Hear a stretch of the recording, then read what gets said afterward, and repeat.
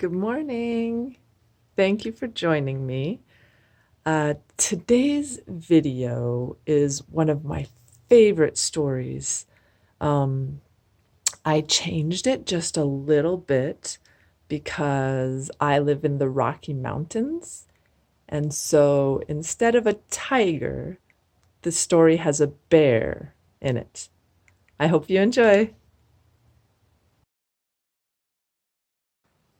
One day there was a girl walking in the woods, and suddenly she came upon a grizzly bear.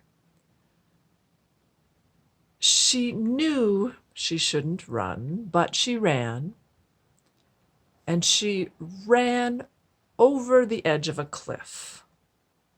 As she was falling, she grabbed a root of a tree. The root was beginning to break. She looked up. There was the grizzly bear. She looked down. There were sharp rocks below. She looked at the edge of the cliff, and there was a small wild strawberry growing.